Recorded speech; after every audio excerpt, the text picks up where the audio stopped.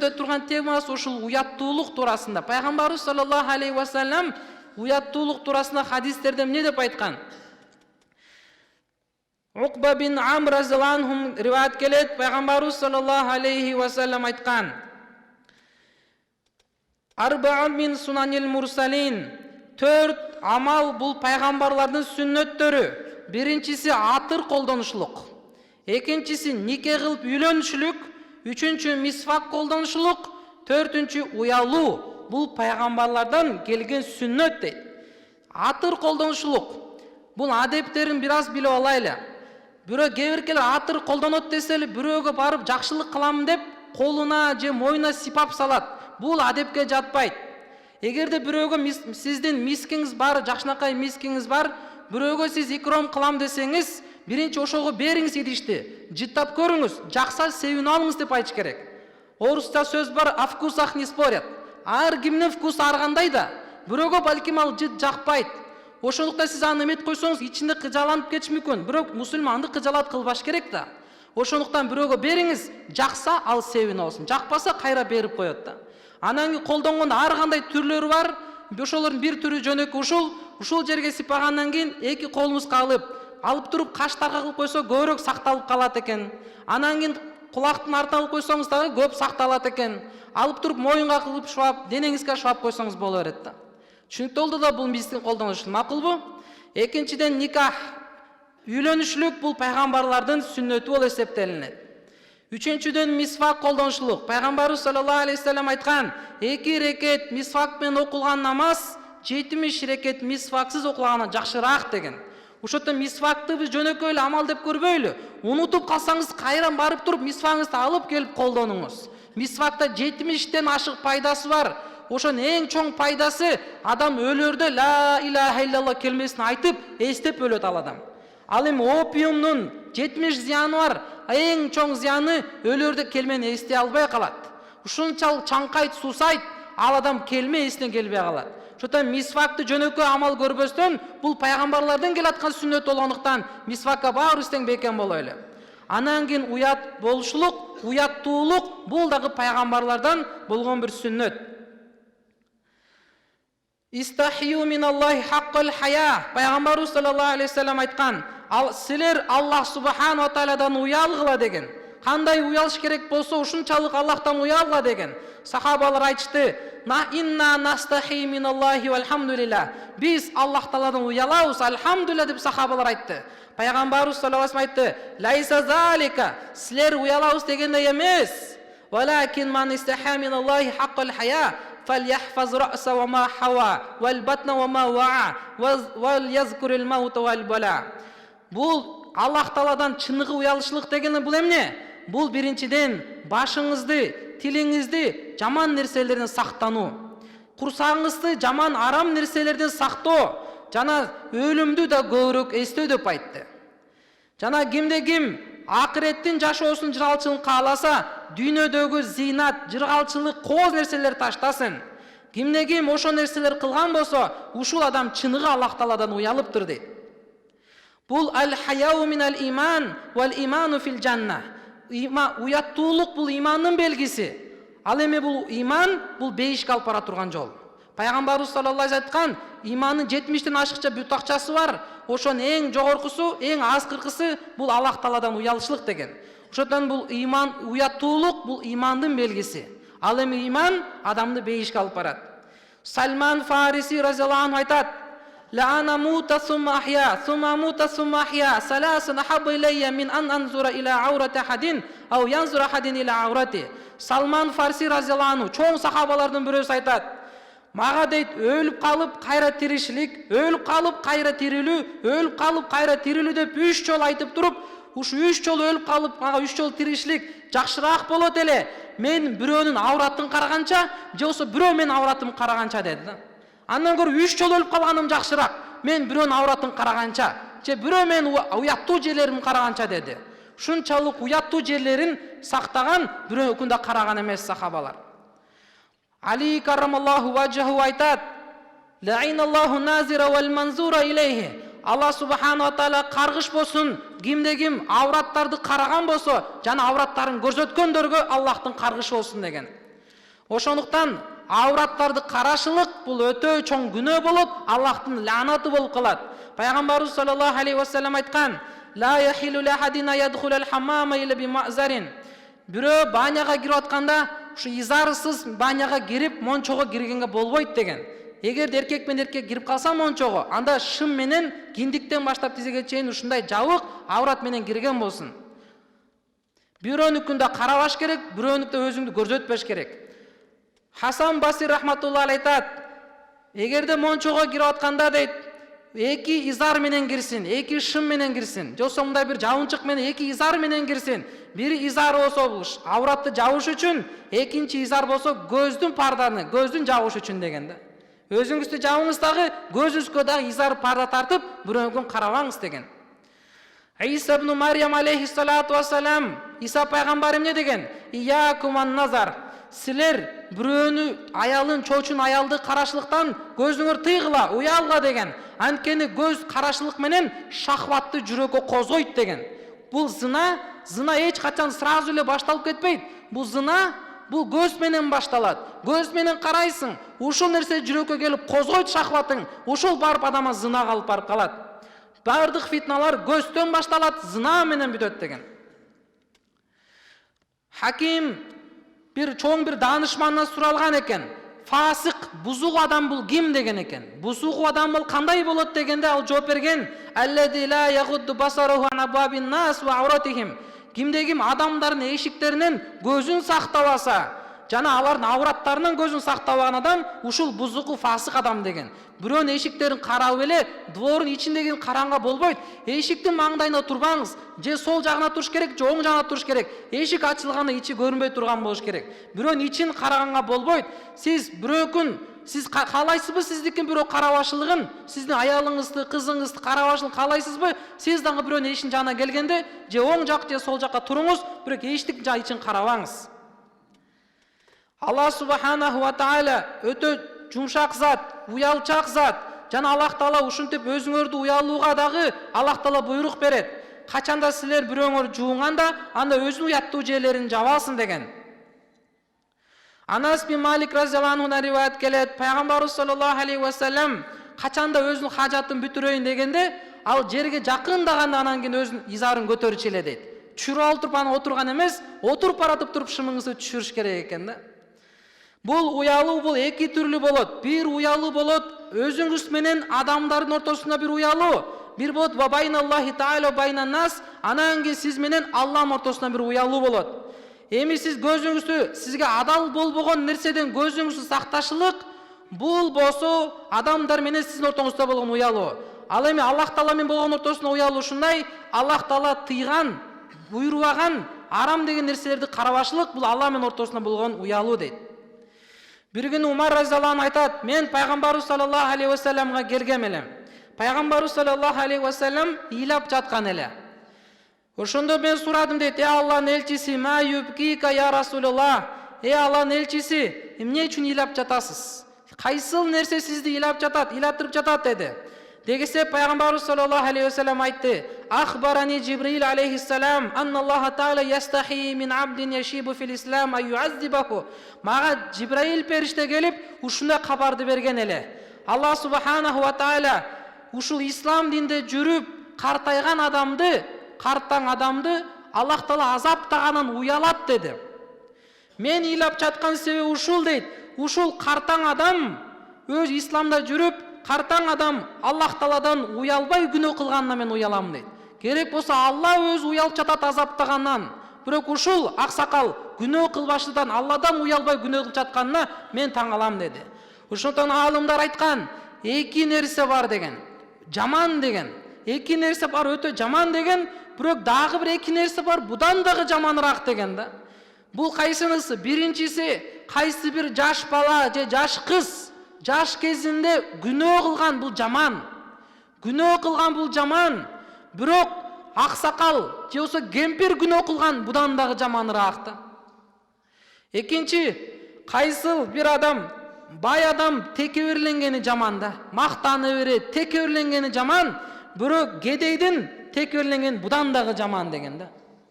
Ошондуктан Бул жаш кезинде күнөө кылышлык жаман, бирок аксакал болуп көбүрөөк күнөө кылган бул өтө жаман. Керек болсо Аллах субхана ва таала азапташынан уялып жаткандан кийин биз да Аллах тааладан уялышыбыз керек.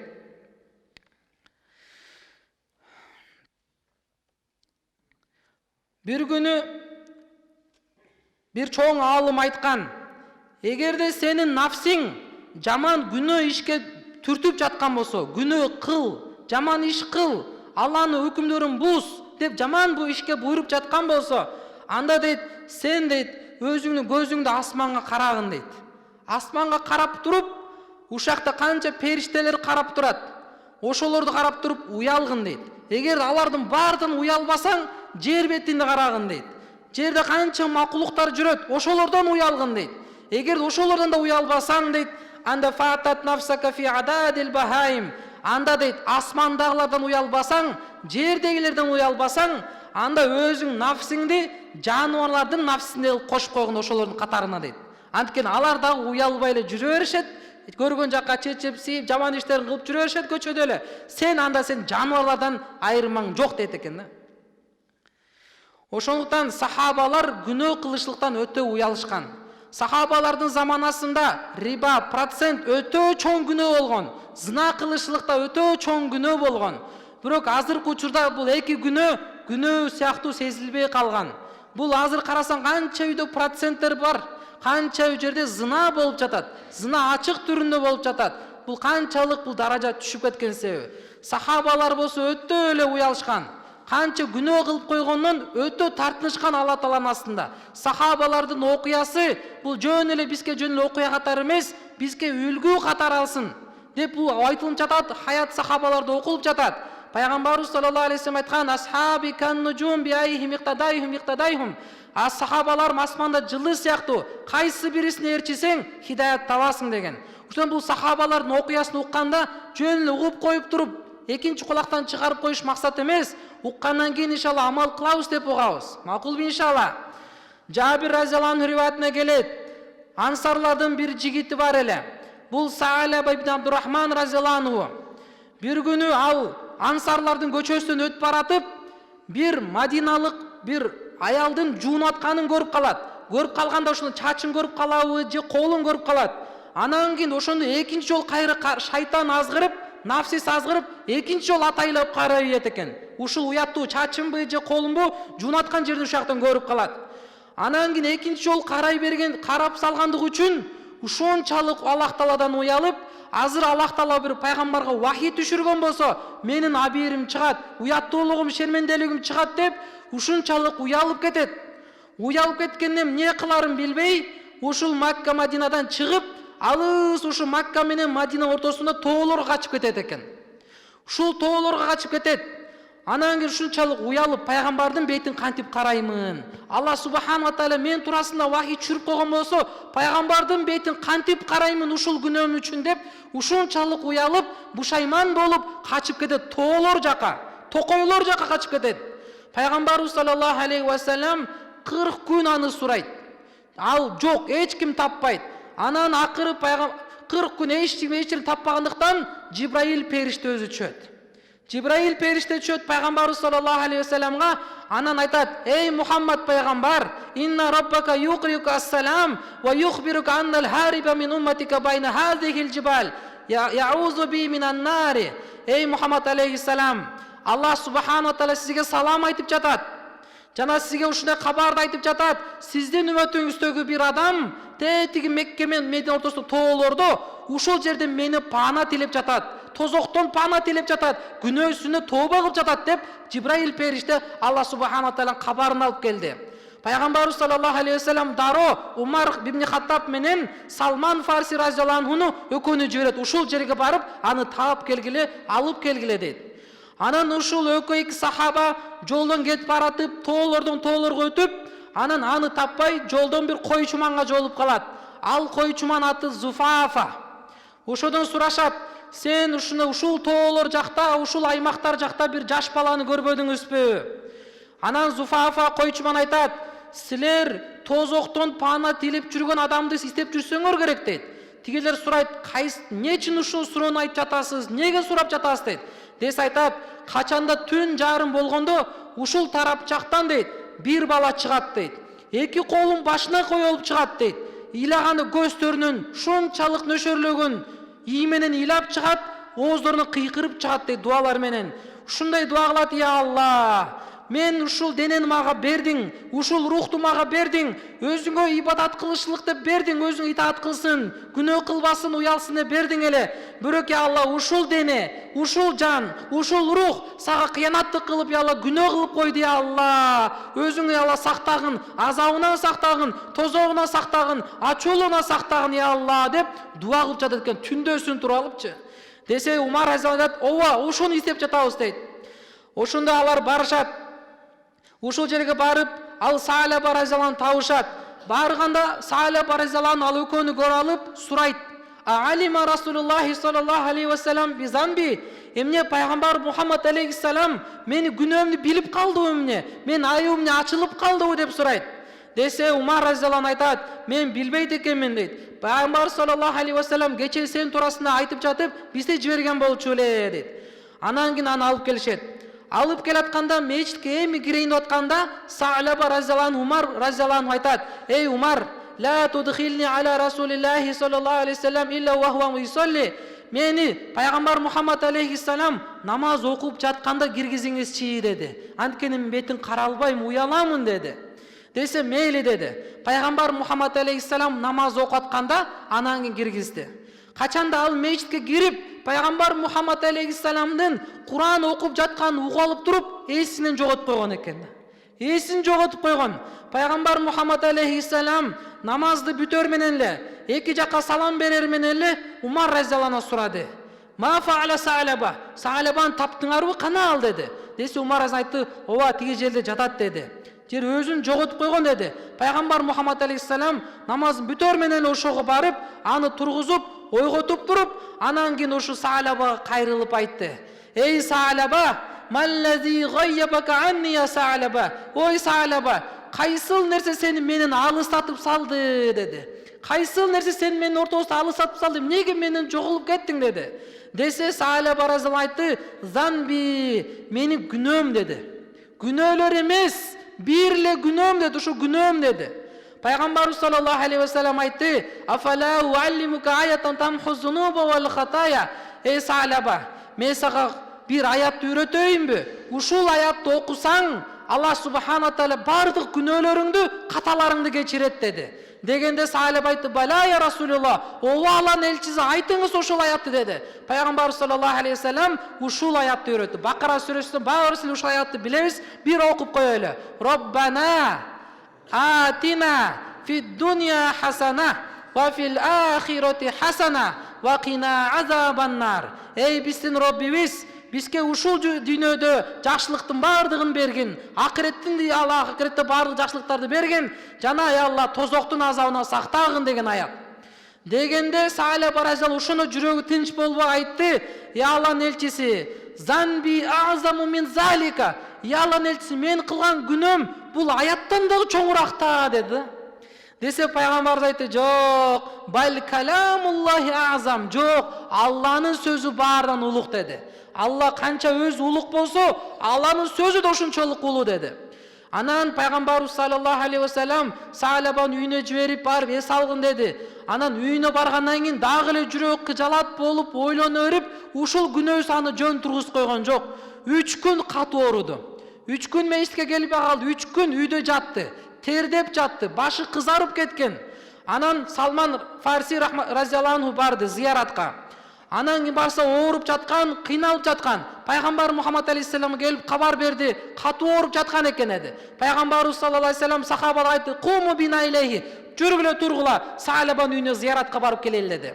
Анан сахабалар барышты. Барса катуу ооруп жаткан, тердеп жаткан, башы кызарып кеткен, ооруп жаткан. Пайгамбарыбыз башын көтөрүп, өзүнүн берекелүү сандарына коюп туруп, анан кийин пайгамбарыбыз сурады: Эмнеге ушундай кыйналып жатасың, башың оор болуп жатат десе, анан кийин тиги айтты: Я Алланын элчиси, менин күнөөм себептен башым ушунчалык оорлошуп кеткен дейт. Күнөөм ушунчалык оор болгон деген. Анан кийин пайгамбар сурады: "Фама таштахи, эмнени каалап жатасың ey Саалаба" деди. Дегенде Аллах субханаху ва тааля ушул кезде Жибраил периштени чиберди. Жибраил периште келип туруп, пайгамбар Мухаммад алейхиссаламга айтты: "Ey Мухаммад пайгамбар, сен үммөтүңүзгө айтыңыз, эгерде кайсыл бир адам ушунчалык жерчелик күнөө кылып барган болсо Аллахтын астына, бирок барарда тобо менен барса, Аллахтан кечирим сурап барган болсо, Аллах субханаху ва тааля бул күнөөсүнөн караганда көбүрөөк кечирим менен тосо алат" деп айтты. Канчалык күнөө кылбагын, "Лау балагат зунубака ананас сама" хадиси кудусте келет. Эгерде адам баласы күнөөң тет булутка чейин, асманга чейин жетип кетсе, "Суммастагфартани", анан менен кечирим сурасаң, ошондо мен сен күнөө бардык күнөөлөрүн кечиремин. "Валау бали", эч нерсени калтырбастан, карабастан бардыгын кечиремин дейт да. Аллах субханаху ва айтат: "Эй адам балдары, силер тухтиуна биллайли ван нахар", күндүзүн күнөө кыласыңар, түндөсүн күнөө кыласыңар. "Ва ана агфиру зунуба жамиа", бирок мен бардык күнөөңөрдү кечирүүчү затмын. Менден кечирим сурагыла. "Фастагфируни", менден кечирим сурагыла. "Агфир лакум", күнөөңөрдүн бардыгын кечирем дейт. Алла ушунчалык кечиримдүү зат. Канча күнөө кылбагын, бирок Аллахтан аса чындап топ менен барсаң, Алла адан да чоңураак кечирим менен тосо алат деди. Дегенде ушул кабарды укканда ушунчалык жүрөгү сүйүнгөндөн жүрөгү чыдабай кетип, ушунчалык сүйүнүп, ушактан жанын чыгарган экен да. Алла менин күнөөлөрүмдү кечирет депчи. Пайгамбарыбыз саллаллаху алейхи ва саллям өзүнүн колдору менен жууган, гусул алдырган, өзүнүн колдору менен кепиндеген, анан кийин мүрзөгө алып барган көмгөнгө. Мүрзөгө кетип баратканда пайгамбарыбыз саллаллаху алейхи ва саллям аля атрофи анабилихи, пайгамбар буттун учу менен басты, манжалары менен баскан экен. Ошондон сахабалар сурашты: "Я Расулаллах, эй Мухаммад пайгамбар, руайнака тамши аля атрофи анамика хальфа Саалаба", Саалабанын артынан бутуңуздун учу менен басып баратасыз го, бул кандайча көрүнүш деп айтты.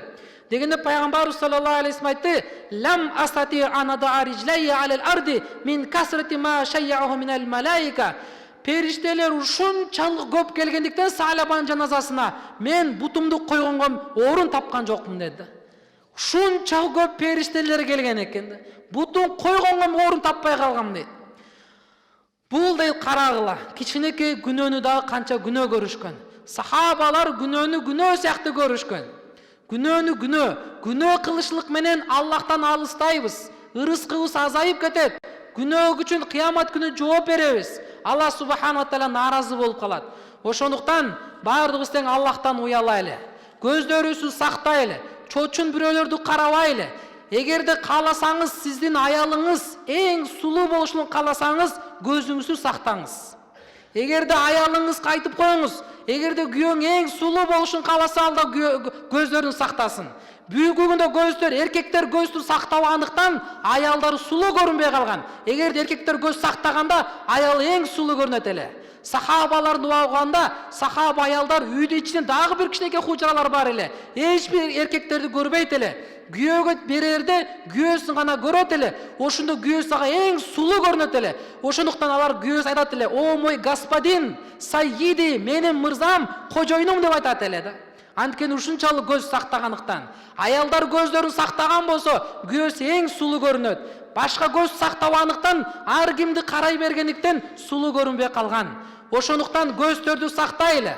Көзүңүздү уяттуу жерлер уяттуу алып келели. Башка бир көздөрдү, тилдерди эч ким көргөн жок, Аллах Таала көрүп турат. Эч ким уккан жок, Алла угуп турат. Бардыгын билип турган, угуп турган Аллах субханаху ва тааля.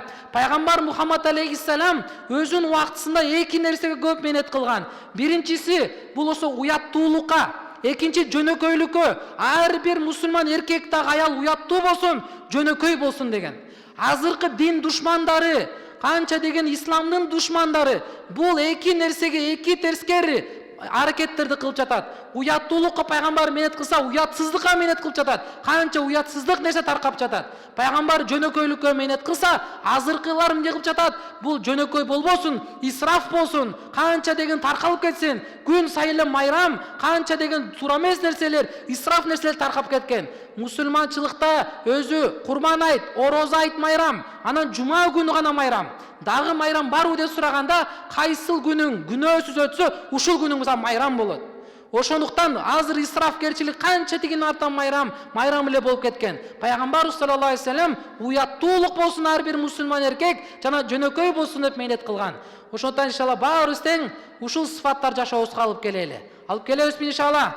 Баарыбыз тең Аллахны разы кылайлы. Ушул айтылган хадистерге өзүбүз дагы баарыбыз тең иншалла амал кылган Аллах Таала товфик берген болсун. Ва ахиру давана алхамдулиллахи роббил аламин. О жараткан Аллах, ошо айтылган сөздөргө, айтылган хадистерге баарыбызга амал кылганга өзүң товфик берген. Баарыбыз Алла көздөрүбүздү сактаганга өзүң товфик берген, жардам берген я Алла. Билип билбен кетирген күнөөлөрүбүздү, кыянаттарыбызды Аллахым кечиргин. Ар бирибиздин жүрөктөрүбүздө жакшы ниет, максаттарыбызды толугу менен кабыл кылгын я Алла. Өзүң бизден разы болгон, өзүң кадам-кадамыбызга жардам берген я Алла. Я Алла, бардык мусулмандыкта я Алла жүрөктөр иман, хидаят толтургон, адашып жүргөндөргө туура жолго салын я Роббул аламин. Кылган бардык ибадаттарыбызды өзүң толугу менен кабыл кыл я Роббул аламин. Аллахумма салли ва саллим аля саййидина محمد وعلى آله وأصحابه أجمعين برحمتك يا أرحم الراحمين.